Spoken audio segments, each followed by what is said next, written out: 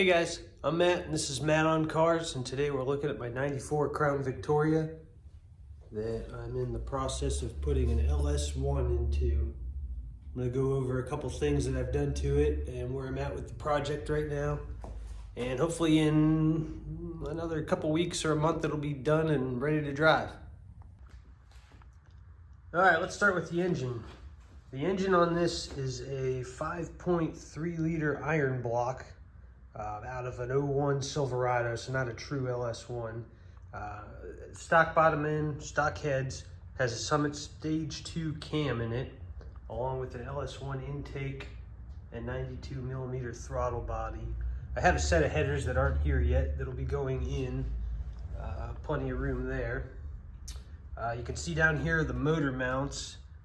I use the ICT billet mount adapters, which are actually meant for an older, I believe, Chevy pickup truck.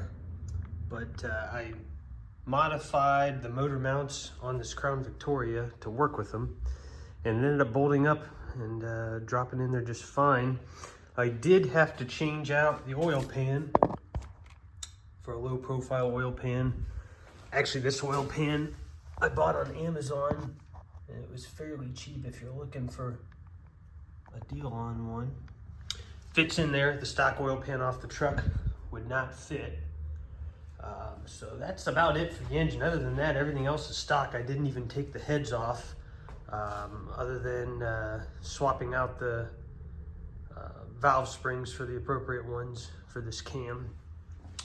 The transmission in it, can't see, but it's a 4L60 automatic transmission. Keeping it automatic. The inside of the car, it's going to say basically stock, trying to keep it looking like an old grandpa car. And as far as the wiring goes, I actually bought an eBay, and it's going to sound crazy, eBay wiring harness that was $90 for the LS1 swap. And it's a standalone harness, so it's modified to basically make this motor run without any of the inside electronics. So where I'm at right now is I ran the wires I need to through the firewall. I need my PCM still to mount up there to get that part complete. Still have to finish up my cooling, got to get some fans, radiator hoses, all that good stuff. For the front accessories, I had to change a few things. The engine and transmission combo I got was out of a truck, and the truck accessory bracket would not work on this car. It stuck up way too high. It was sticking up to like here, so I wouldn't have a hood that cleared. So I had to use the, I went to ICT billet and got a couple of their accessory adapters. Got their adapter for the alternator that has a turnbuckle tensioner built into it, so I don't have to use a traditional tensioner. Got their adapter for an LS1 power steering pump. I believe this is an F-body power steering pump. And I modified the stock power steering line from my Ford steering gear. Had to bend it up a little bit, but it actually fit and bolted into this pump, kind of like it was made for it. So we'll see how well that works. Don't know if the power steering is going to feel like it does from the factory or not. Other than that, that's kind of where I'm at right now. I went through a couple different water pumps until I realized that the LS1 water pump is what I needed because of this guy. I had a truck water pump on there, but it wouldn't clear the throttle body. So I used an LS1 water pump with spacers so that the water pump sits at the right back spacing for the rest of the accessories.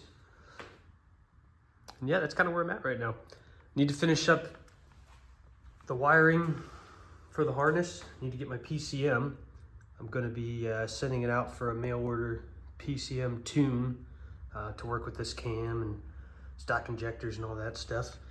Have to get my fans still, and I still need to figure out the drive shaft situation. If anybody knows of a good drive shaft shop in the Ohio area, go ahead and give me a comment. Other than that, thanks for tuning in. I'll be sure to update this and add more videos as I'm going along, maybe of some different projects on it, and hopefully a video soon of it starting up and running for the first time on its own. It hasn't ran in about 6 months now. It's kind of when I started working on this off and on at nights and whenever I have some free time. So stay tuned, and hopefully it'll be running soon. One more thing, if you or anybody you know needs a perfectly good running Crown Victoria engine and transmission out of a 94 Crown Vic, hit me up. This thing's got about 130,000 miles on it. Actually, the engine has less because it was replaced, probably 15 years ago for an oil consumption issue. This one does not burn oil or use oil. Runs, drives, shifts just fine. So if anybody's looking for one, let me know.